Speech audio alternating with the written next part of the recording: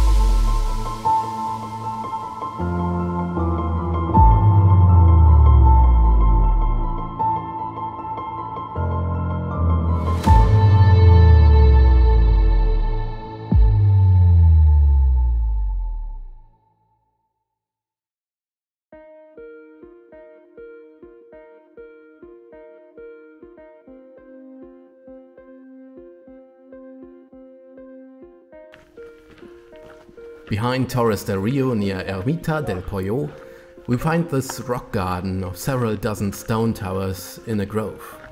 The size of the complex makes us pause again for a moment. Besides the knowledge of its meaning as a symbol of protection and a signpost, I often think that it must be one of the oldest forms of communication. We lay something meaningful out of stones and use it to call out to someone we don't even know and will never get to know. Don't get lost! This is the way! And this sign remains for days. Anyone who lays stones on top of each other is a socially minded human. Period.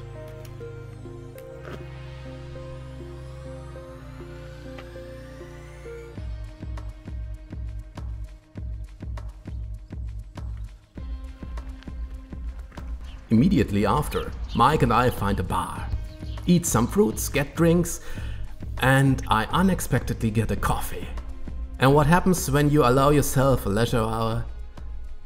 Nachtigall, ich hör dir trapsen. Nightingale, I hear the traps. No, that's a saying in Berlin. No one should be surprised who runs into us right now. Thought you left early. For real. I came back in the bedroom, everything's gone. I went, well, you left already. Did you leave? I knew that you were there. Hat uns der Karl also auch reingeholt. No, we left at 6. We chat a little bit, then Karl goes on. Mike and I follow him, but soon lose sight of him. He's too fast. And there is already the next small town.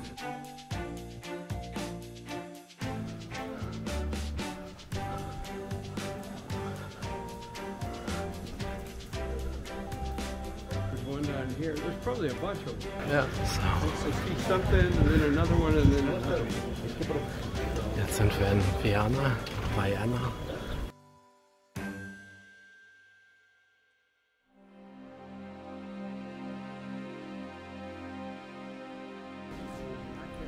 And here we meet Karl again. I feel the need for a breakfast. We let Karl go, while I treat myself to a sandwich and a second coffee, with Mike in a small cafe. Mike leaves before me and I bring up the rear. That's how it works. Okay, then it's on the other side.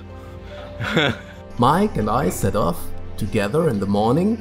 At some point Karl overtakes us, scouting what lies ahead.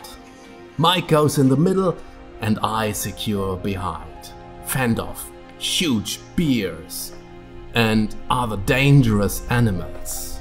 Honestly, I have the hardest job of the three of us. No, seriously.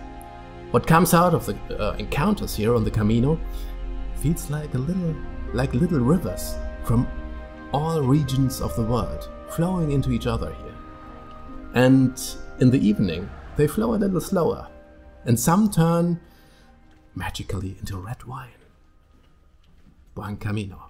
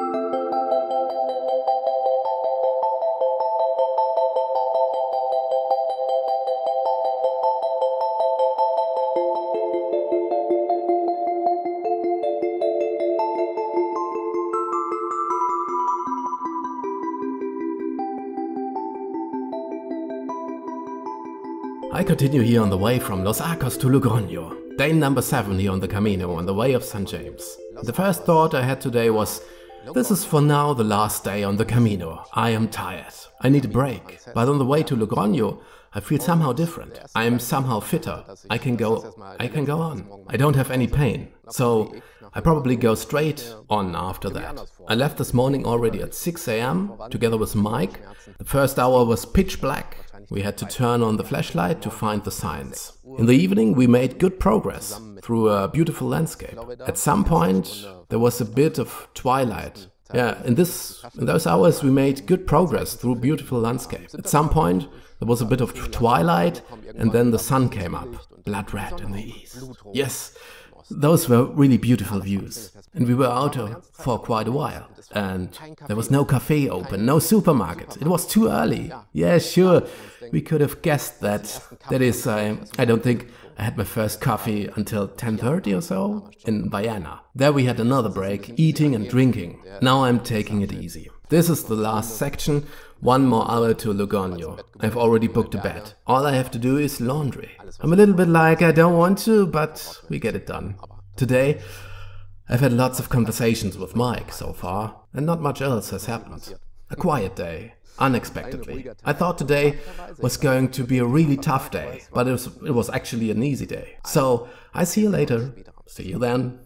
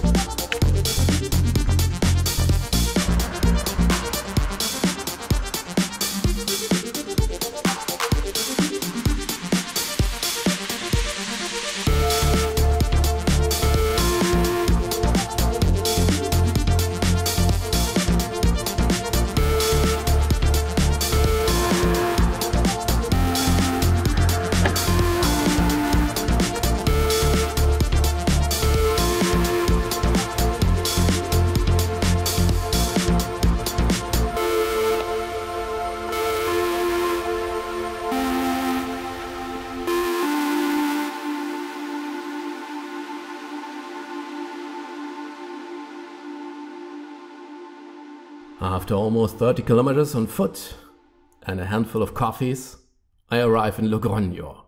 I am rewarded with a beautiful panoramic view over the city of 150,000 inhabitants. But part of the learning curve of a new pilgrim is also the tenet: just because you can see something doesn't mean you're already there. If you see a city, you can be happy, but you still have to hike 30 or 60 minutes before you are at the albergue store.